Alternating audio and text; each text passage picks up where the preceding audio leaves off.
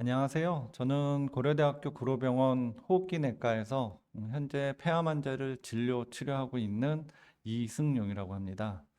오늘 제가 여러분들께 말씀드릴 내용은 폐암의 조기 진단의 중요성하고 최근에 이제 수술 후 보조요법이 많이 중요해졌는데요. 그런 수술 후 보조요법에 대해서 말씀을 드리겠습니다.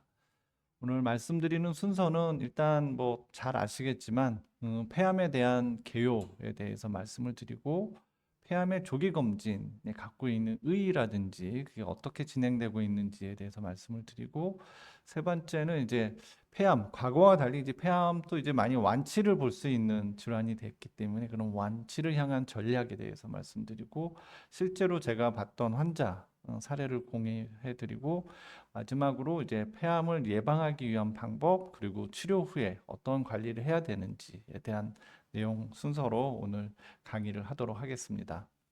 먼저 폐암의 개요고요. 숫자와 형태로 알아보는 폐암이라고 해서 이런 폐암과 관련돼 있는 그런 통계 관련돼서 먼저 말씀을 드리겠습니다. 이제 2016년도에 있던 자료를 중앙암등록본부에 갖고 있는 자료를 분석해서 보여준 자료인데요. 보면 왼쪽에 이제 파란색이 남자에서 암 발생률이고 오른쪽에 핑크색의 여자 관련된 암들의 발생률입니다. 2016년도 당시에는 폐암이 전체 암 순위로는 두 번째입니다. 남자는 위암이 제일 많았고요. 폐암이 이제 두 번째로 많았었고 여성과 같은 경우에는 이제 유방암이 제일 많고 갑상선, 대장, 위, 그 다음에 폐암. 여성 같은 경우에는 이제 발생률에 있어서는 폐암이 한 다섯 번째로 흔하게 발생하는 암입니다. 근데 이 통계가 작년에 이제 2022년 자료를 분석해서 이제 발표를 했는데 보면 암 중에서 제일 많이 발생하는 게 폐암입니다. 특히 이제 남자에 있어서 여자 같은 경우에는 이제 4위로 조금 더 올라갔죠. 현재 우리나라에서 특히 남성에 있어서는 암 발생 중에서 제일 흔하게 발생하는 암 그러면 폐암으로 되어 있고요.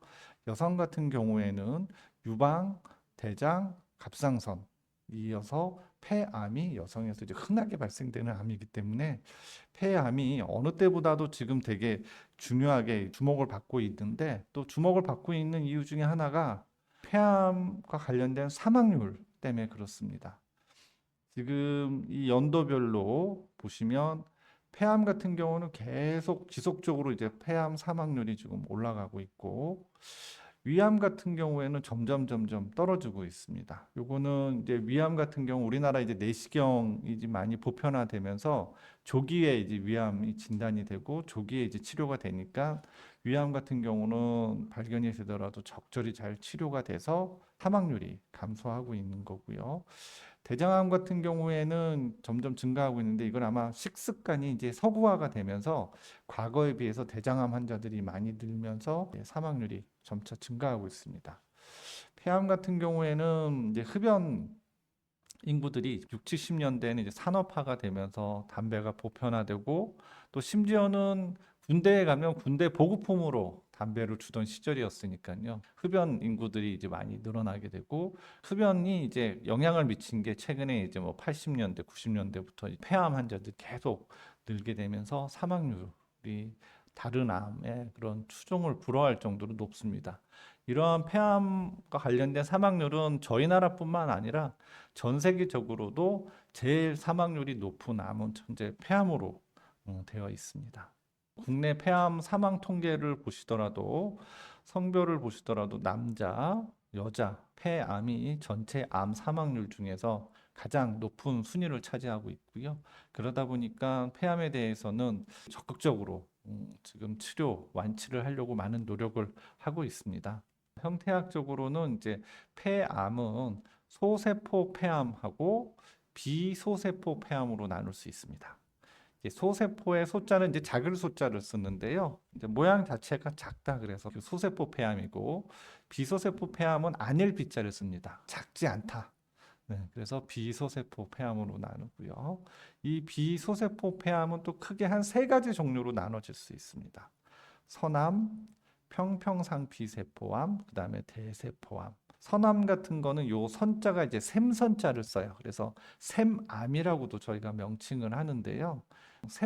샘이라는 게 뭐죠? 보면 물이 이제 우러나는 게 샘이잖아요. 그런 것 같이 우리 몸에도 이렇게 액체를 만드는 세포들이 있습니다. 예를 들면 침샘 있죠. 침샘 이제 액체를 만들죠. 소화기 들어가면 소화액을 만들기도 하고, 폐를 예를 들면 기관지에서 이제 가래 같은 걸 만들잖아요. 액체를 만드는 세포에서 처음 유래가 됐다. 그래서 선암 또는 세암이라고 하고요. 평평상피세포암이라는 거는 이제 상피는 이제 우리가 이런 피부를 상피라 그러는데 자세히 현미경으로 보면 모양이 되게 평평하게 생겼어요. 평평한 세포들이 이렇게 쌓여 있는 구조거든요. 그래서 그런 모양이 평평하게 되어 있는 상피에서 생긴 암이다. 그래서 평평상피세포암이고, 대세포폐암은 모양이 좀 더 큰 그런 암을 우리가 대세포폐암인데, 비소세포 폐암에서는 대부분 선암 또는 평평상피세포암이 대부분 차지하고 있다고 보시면 됩니다. 그래서 폐암의 비율을 보시면 소세포 폐암은 한 15% 정도 이렇게 높진 않고, 비소세포 폐암이 나머지 한 85% 정도를 차지하고 있고요. 그 중에서도 이제 선암이 비소세포 폐암의 한 절반 이상을 차지하고 있습니다. 이 중에서 주로 이제 흡연하고 관련이 돼 있는 암들이 있는데요. 보면 이제 소세포 폐암이나 평평상피세포암은 흡연하고 상관이 되어 있고, 주로 발생하는 장치가 중심기도 쪽에서 많이 생깁니다. 선암 같은 경우에는 이런 말단, 폐 있는 데 쪽에서 많이 생기고요. 그리고 저희가 이제 폐암을 이렇게 형태학적으로 구분을 하고 나면 그 다음 이제 폐암을 저희가 기수를 이제 나누게 되는데, 기수라는 건 간단하게 말씀드리면 그 암이 얼마나 많이 몸에 퍼져 있는지, 그 위중한 정도를 나타나는 정도라고 보시면 돼요. 그래서 이거를 4단계로 보통 나누는데 1기, 2기, 3기, 4기로 나눕니다.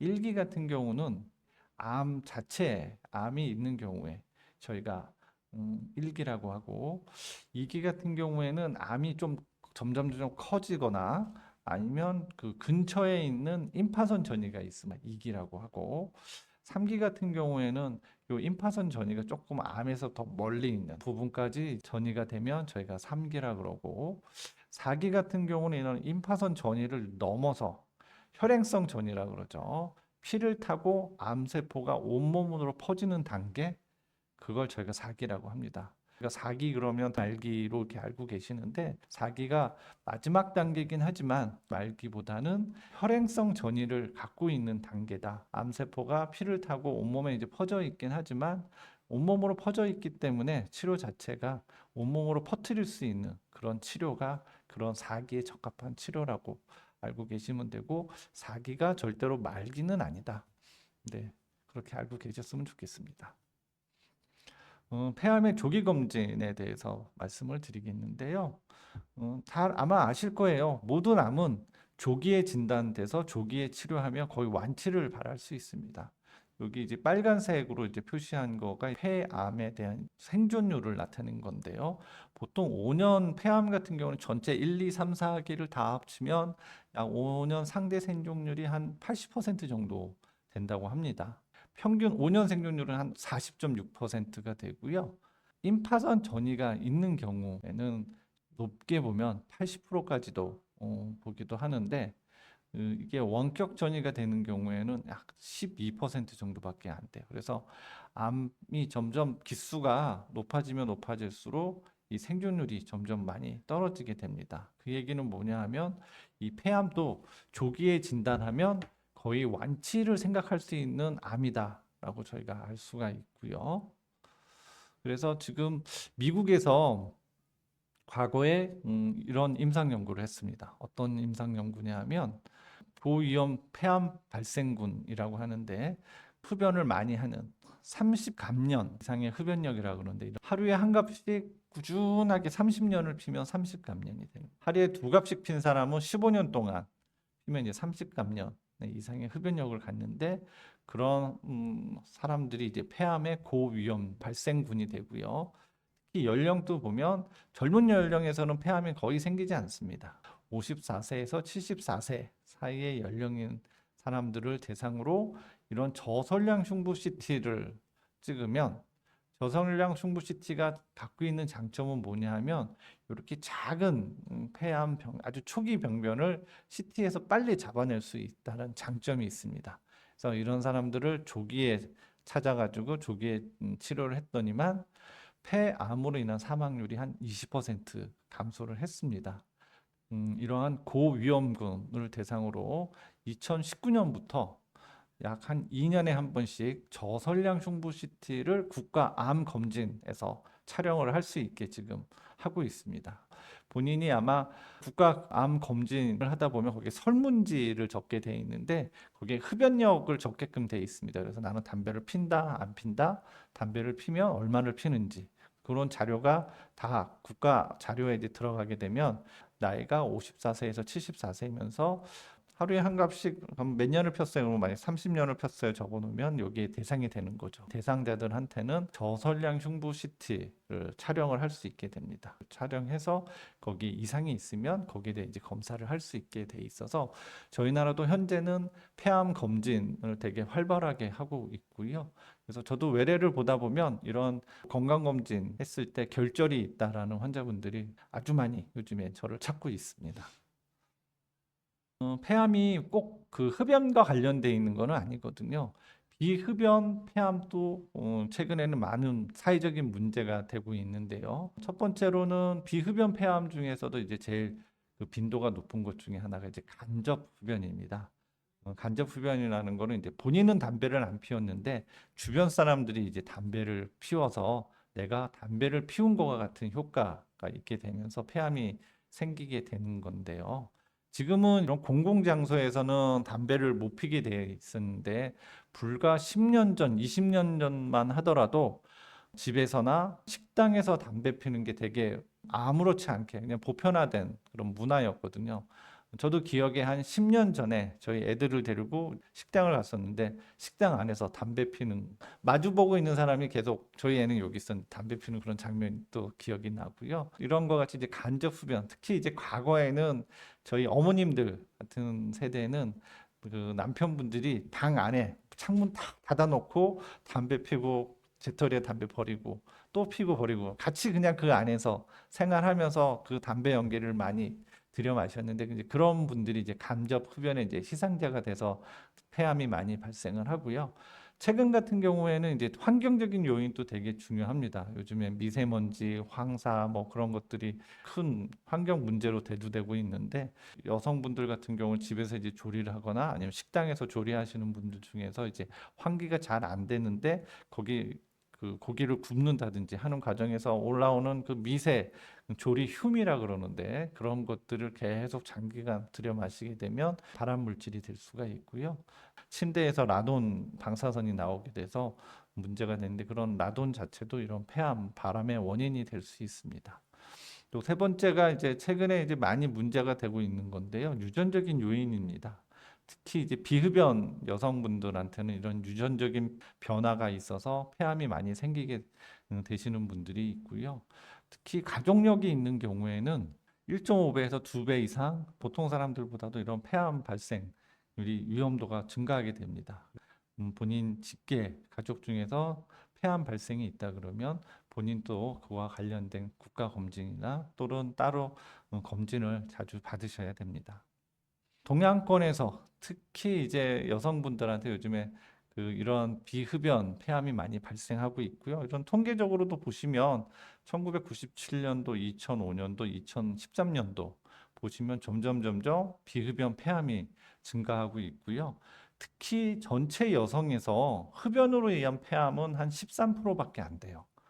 전체 한 87%는 대부분이 우리나라는 여성 흡연율이 높지 않기 때문에 암 발생률은 낮지만 암이 생기면 대부분 비흡연 여성들한테 많이 생깁니다. 그래서 비흡연 여성 폐암 비율이 88%까지 된다는 게 되게 저희 나라의 특징입니다. 이런 비흡연자에서 발생하는 폐암은 주로 이런 그 유전자 돌연변이하고 관련이 있는데요. 그 중에서도 이 EGFR이라는 유전자 변이, 이 한국말로 풀어서 쓰면 상피세포 성장인자라는 게 상피라는 건 저희 이런 피부에 있는 이런 겉에 드러나 있는 피부를 저희가 상피라 그러는데, 그런 상피 세포가 이제 성장하기 위해서는 뭔가, 우리도 식물을 키울 때 거름을 주면 식물이 잘 자라잖아요. 이런 세포도 그런 성장인자를 가 와야지 계속 성장을 할 수 있거든요. 그런 성장인자를 받아들이는 이제 수용체가 있는데, 이 수용체에 변이가 생기는 경우에 이런 폐암이 발생할 수 있습니다. 이런 상피세포 성장인자 수용체 변이가 있는 환자들을 조사를 해보니까 흡연자보다는 비흡연자에서 그러한 상피세포 성장인자 수용체의 변이가 많았고, 다른 암들보다도 서남이 많고, 특히 서양인보다는 동양인에서 이러한 유전자 변이에 의한 폐암이 더 많습니다. 그리고 남자보다는 여자에서 많고요. 그래서 우리나라에서 보면 한 40대에서 60대, 70대 여성분들 보면 본인이 담배도 피지 않았는데 비흡연자인데 와서 진단을 받았는데 폐암으로 진단되는 경우에 대부분이 이제 서남인 경우가 많고요. 그 중에서도 이런 EGFR 유전자 변이가 있는 경우가 많습니다. 폐암 완치를 향한 전략이라고 좀 말씀을 드리겠는데요. 조기에 이제 진단이 되면 조기에 치료만 잘 하면 저희가 폐암 또 완치까지 바라볼 수도 있고요. 또 폐암은 수술이 잘 됐다 하더라도 재발률이 좀 높아요. 그래서 이런 재발률을 낮추려는 시도들이 많이 됐었고, 최근에 그런 시도 중에 하나가 정밀 표적 치료 요법이라는 게 있는데, 그것도 곧 말씀을 드리겠습니다. 조기 검진이 되면 거기에 이제 적합한 치료를 빨리 해야 되는데, 그때 할 수 있는 치료는 크게 이제 수술적인 치료하고 방사선 치료가 있습니다. 어떤 암이 진단 받았으면 그 암만 이제 싹 잘라내는 그런 수술적인 치료도 있고요. 폐 기능이 좋지 않거나 아니면 나이가 너무 많거나 그런 분들은 이런 수술적인 요법이 적합하지 않을 때는 저희가 방사선 치료를 하기도 합니다. 이 방사선 치료는 이제 크게 두 가지로 나눠지는데요. 첫 번째 경우는 이제 근치적 방사선 치료라 그래서 병을 근본적으로 치료하려는 목적으로 거의 수술과 동일한 그런 효과를 바라고 이러한 암을 치료하는 근치적 목적의 방사선 치료가 있고요. 두 번째는 이제 고식적 방사선 치료. 암 자체를 치료하는 것보다는 암으로 인한 증상을 완화시켜 줄 목적으로 하는 치료입니다. 그래서 머리에 뇌 전이가 여러 군데 있은 경우에 그런 뇌 전이를 치료하기 위해 한다든지, 아니면 여기 환자와 같이 이런 뼈에 전이가 돼 있어서 뼈가 부러질 수도 있거나, 아니면 그 뼈 전이로 인해서 통증이 아주 심한 경우가 있거든요. 그래서 그런 통증을 완화시켜줄 그런 고식적인 목적의 방사선 치료가 있습니다. 방사선 치료를 했을 때 보통 저희가 방사선 치료는 근치적인 목적으로 할 때는 1기 환자들이 대상이 되고요. 고식적인 목적으로 할 때는 보통 이제 4기 환자들이 대상이 됩니다. 우리 몸은 폐는 오른쪽, 왼쪽 두 개로 나눠져 있고요. 오른쪽 폐는 세 군데로 덩어리가 세 개로 나눠져 있습니다. 상엽, 중엽, 하엽 이렇게 세 개의 덩어리가 이렇게 있고, 왼쪽 폐는 상엽, 하엽 이렇게 두 개가 있어요. 저희가 옆단이라는 거는 이렇게 하나의 덩어리 단위라고 보시면 돼요. 폐 옆 절체를 한다 그러면, 만약에 왼쪽 폐 같은 경우에는 두 개라 그랬죠. 여기 보시면 자세히 보시면 길이, 왼쪽 폐는 위로 올라가는 길이 하나 있고 밑으로 내려가는 길이 있는데, 요 길 하나를 잘라서 왼쪽 위를 자른다 그러면 좌상엽 절제술이 되는 거예요. 상엽보다도 조금 작은 구역이 또 나눠져 있어요. 요 안에 또 들어가면 이런 기도가 수많은 길로 갈라지는데, 이 길 중에서도 이제 구역으로 나눠지는 부분은 이제 구역 절제술이라고 그러고요. 이런 구역하고 상관없이 그냥 이런 쐐기 모양으로 자를 때 저희가 쐐기 절제술이라고 그러고, 어떤 경우에는 이제 왼쪽 폐 또는 오른쪽 폐를 다 절제하는 전폐 절제술이라는 게 있어요.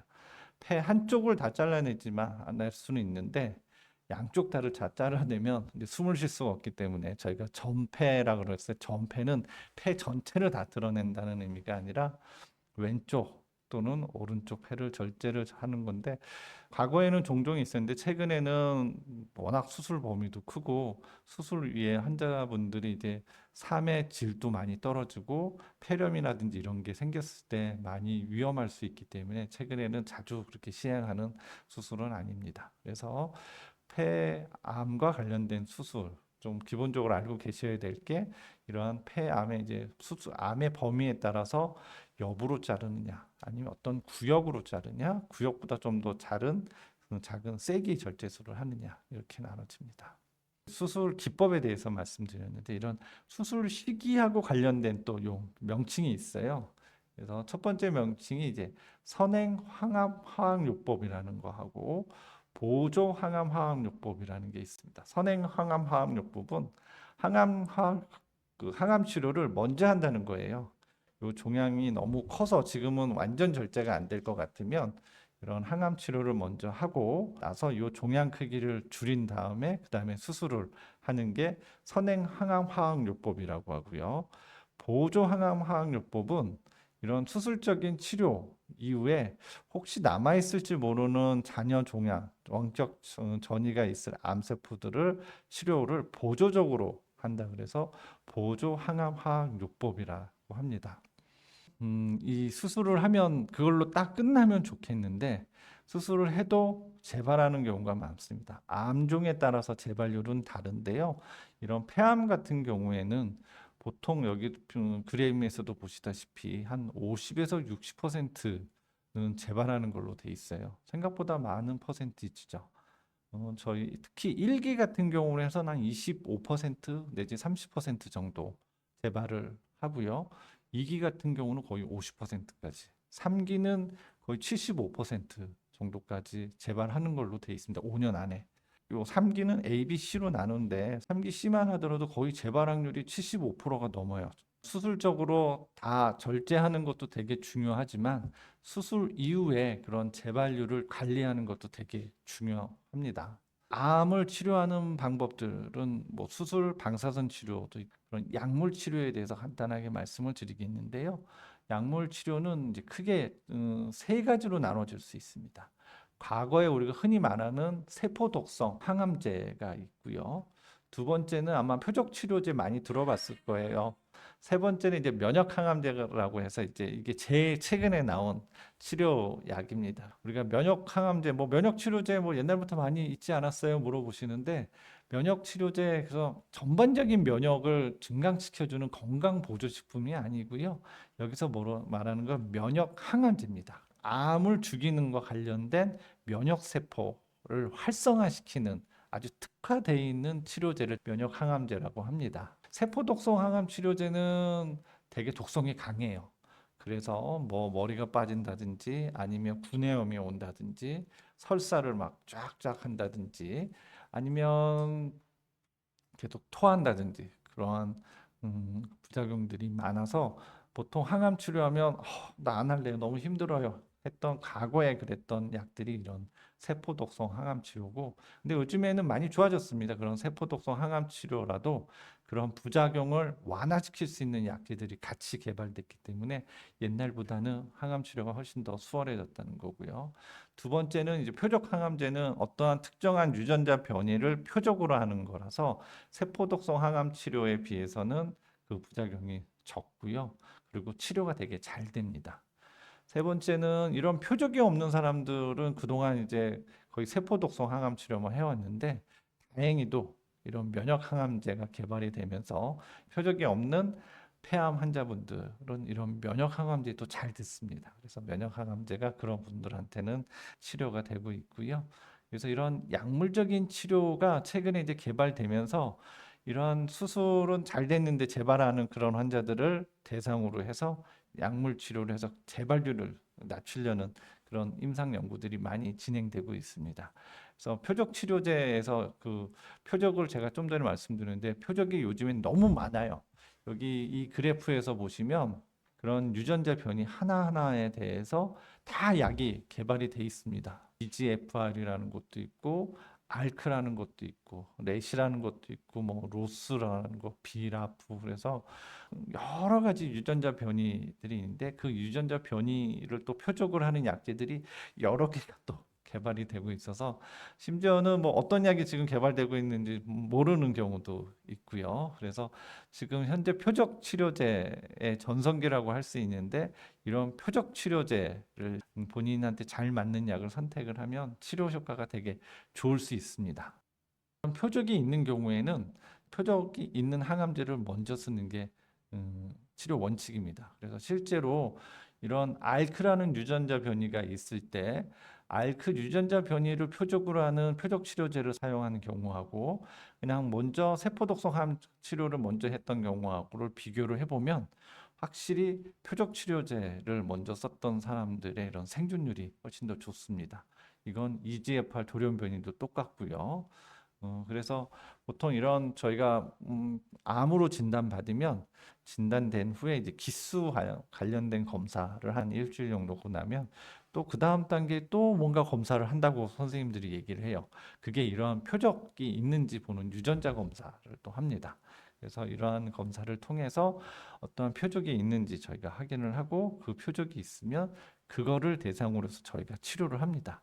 그래서 이 연구는 뭐냐면 아도라라는 임상 연구고요. 이제 이건 우리나라에서 한 게 아니라 여러 나라, 전 세계적 여러 국가에서 폐암 중에서 이제 수술이 가능한 환자들이었고 그 중에서도 EGFR이라고 상피세포 성장인자 수용체의 유전자 변이가 있는 사람들 중에서 기수가 1의 B, 2기, 3기 A 환자들을 대상으로 수술을 한 다음에 뭐 보조적으로 항암 치료를 하는 사람도 있고 하지 않는 사람들도 있는데 그런 사람들을 한쪽은 EGFR 유전자 변이를 표적으로 하는 그런 타그리소 약제를 투여한 군하고 아무것도 드시지 않고 이제 과거의 치료는 이런 수술적인 치료를 하면 뭐 보조적인 항암 치료를 하는 경우도 있고 보조적인 치료를 하지 않는 경우도 있습니다. 그래서 이게 끝나면 이제 그걸로 끝나고 나서는 계속 저희가 CT 찍으면서 재발 여부를 확인을 했었는데 여기에서는 그런 재발하는 사람들이 생각보다 많다 보니까 그 재발률을 줄이기 위해서 그러면 표적 치료제라는 걸 써서 한번 재발률을 줄일 수 있는지를 연구한 임상 연구가 이 아도라라는 임상 연구입니다. 요 타그리소라는 약제는 질병이 이제 재발하지 않으면 한 3년 정도 약제를 계속 투여하면서 그 환자가 재발을 하는지 안 하는지를 봤던 임상 연구입니다. 이 그래프가 밑으로 빨리 떨어지면 떨어질수록 재발을 많이 하는 거예요. 재발을 할 때마다 만약에 100명이라는 사람이 계속 이제 임상 연구를 하는데 그 중에 한 명이 재발하면 한 칸 내려오고 또 두 명이 재발하면 두 칸 내려오고 이런 식으로 재발할 때마다 이렇게 한 칸이 내려오는 건데요. 요게 안 내려오면 안 내려올수록 그만큼 재발을 안 한다는 건데 병기로 2기에서 3기 A인 환자들을 대상으로 했을 때 재발을 하는 것을 보여주는 겁니다. 여기 위에가 이제 타그리소라는 약제를 먹었을 때고 요 아래가 아무것도 안 먹었을 때 그런 환자들의 그런 재발을 봤을 때 확실히 타그리소 약제를 복용한 환자군이 재발률이 떨어지는 걸 알 수가 있습니다. 특히 스테이지 2, 3A 같은 경우는 재발 위험성이 약 73% 정도 줄어들었다고 하니까 요 그램에서도 보시다시피 그냥 확실히 이 약제를 먹은 사람들이 재발이 안 하는구나 라는 걸 알 수 있었고요. 또 하나는 그러면 재발만 안 하는 거냐? 그게 또 중요하지만 그 사람들이 재발 안 하고 또 그만큼 오래 사셔야 되거든요. 그래서 5년 생존율을 봤을 때 보면 스테이지 요거는 병기 2에서 3기에 해당되는 환자고 그거보다 조금 더 초기 병기 1의 B에서부터 3기 A까지 포함했을 때 생존율을 보는 겁니다. 요것도 똑같습니다. 쭉 시간이 지남에 따라서 환자분들이 이제 사망하게 되면 이제 한 칸씩 한 칸씩 내려오거든요. 근데 요 플라세보라는 거는 아무 약제도 안 주고 그냥 수술 끝나고 보조적인 항암 치료를 하거나 하지 않은 상태에서 계속 봤을 때 점점 이렇게 환자분들이 사망이 이렇게 증가하는 걸 볼 수 있는 거고 위에 있는 거는 이제 타그리소라는 약제를 줬을 때 사망을 본 겁니다. 확실히 두 군간에 있을 때 이런 암 사망률이 이런 타그리소라는 약제를 줬을 때 약 5년 생존율을 봤을 때 한 50% 정도까지 줄여줬다 그러니까 되게 효과가 아주 좋은 그런 약제라고 할 수가 있습니다. 또 하나 문제가 뭐냐면 이 폐암 환자들이 이제 수술은 잘 됐고 딴 데 뭐 재발은 안 되는데 간혹 가다 머리에 전이가 재발하는 경우가 있습니다. 그래서 이런 머리에 재발하게 되면 그 치료가 되게 잘 안 되고 어려운 과정을 겪게 되는데요. 이런 타그리소를 먹었던 환자군에 있어서는 거의 재발하지 않습니다. 보시면 48개월 동안 머리에 재발된 사람은 10% 정도밖에 안 돼요. 100명이라 그러면 100명 중에 10명이 머리에 재발을 했었고, 그런 약제를 드시지 않은 사람들은 약 한 25% 정도, 25명 정도. 여기서는 한 10명만 재발했다면 여기는 25명이니까 한 2.5배 이상 더 많이 재발한 거죠. 그래서 이런 약제, 타그리소라는 약제를 먹으면 재발률, 그중에서도 머리에 재발하는 것까지도 같이 감소됐다라는 것을 보여주는 그래프입니다. 이런 저희가 보조적인 항암 치료를 한다는 건 뭐냐면 예방적으로 어떤 암의 발생, 재발을 낮추려는 목적으로 하다 보니까 타그리소 같은 장기간 복용하게 돼 있어요. 그래서 3년 정도 약을 복용하면서 재발률을 낮추게 되는데 그 3년 동안 그 복용하는 약제의 부작용이 너무 심하면 저희가 그 약을 먹을 수 없잖아요. 그래서 과연 그 3년 동안 이 연구를 했던 사람들의 부작용이 어떤 거가 있고 부작용들이 견딜 만한 거가 있는 건지를 보여주는 그래프고요. 대부분 발생하는 그런 부작용은 설사, 또 이제 파로니키아라 그래서 이제 손톱 주위염. 보면 표적 치료제 드시는 분은 알겠지만 요 손톱 주변에 자꾸 염증이 생깁니다.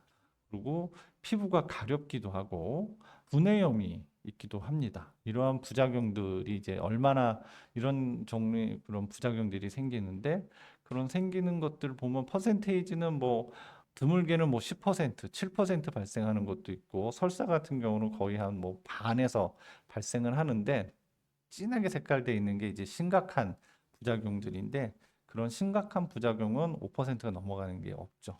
그래서 이런 장기간 복용하는 약임에도 불구하고 이런 부작용 발생은 생각보다 많지 않고 환자분들이 잘 감내할 수 있는 그런 범위라 그래서 최근에는 이러한 표적이 있는 환자들에서 수술 이후에 재발률을 뭐 낮추려는 목적으로 특정한 유전자 변이를 표적으로 하는 약제가 지금 현재 승인이 돼 있고요.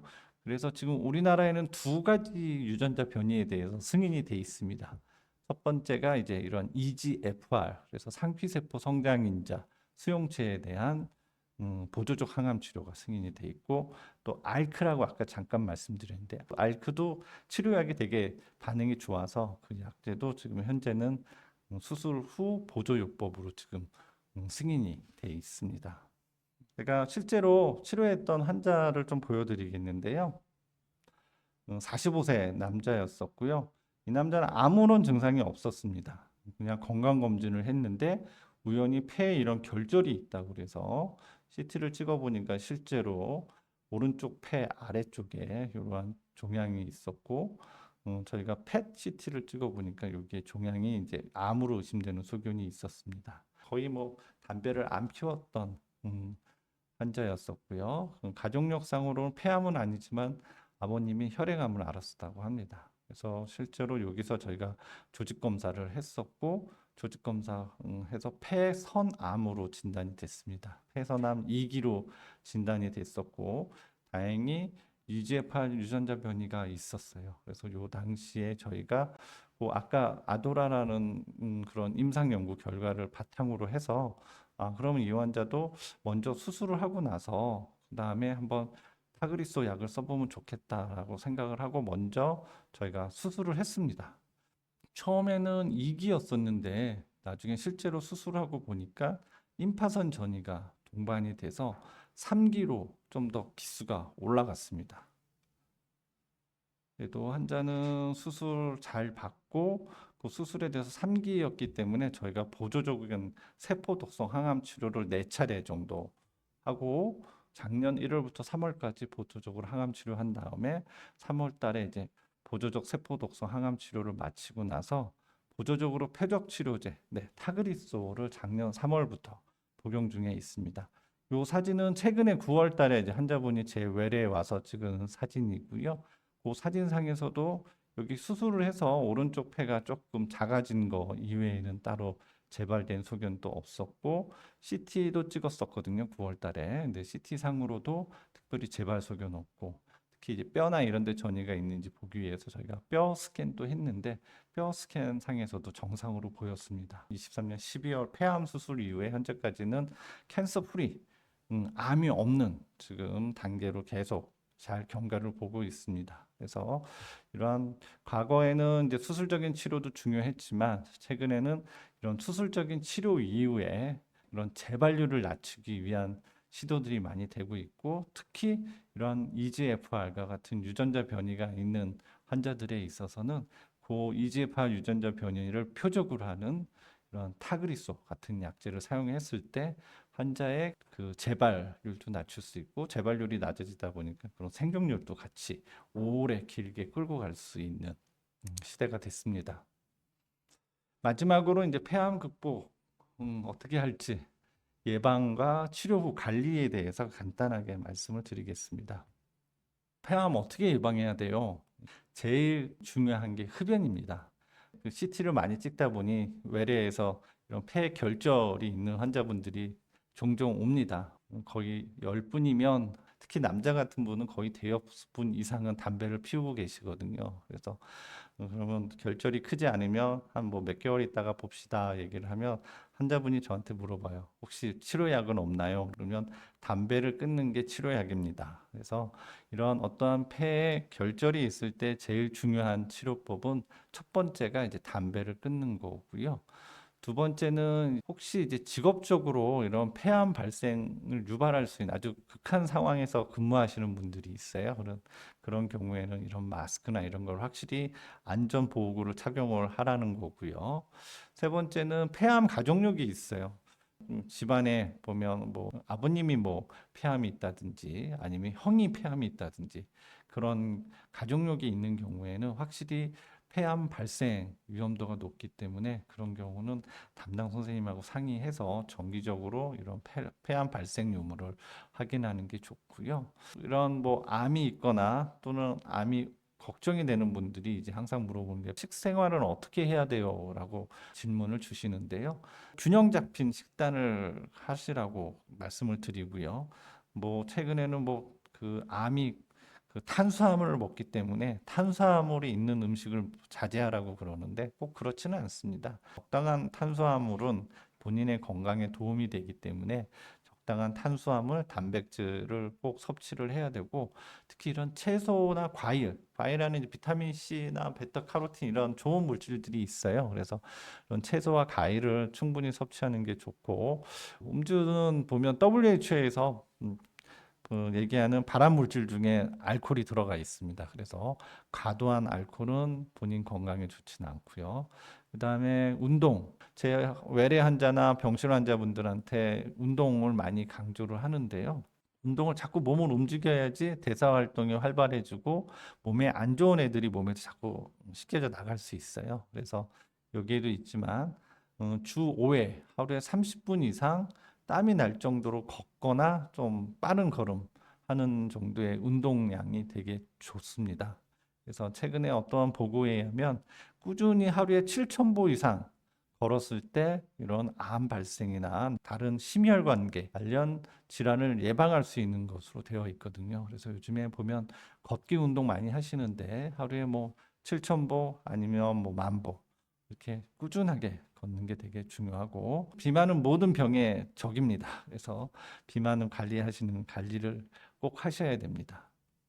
그리고 폐암 수술하거나 이제 방사선 치료 후에 어떻게 관리를 해야 되는지도 많이 궁금해 하시는데요.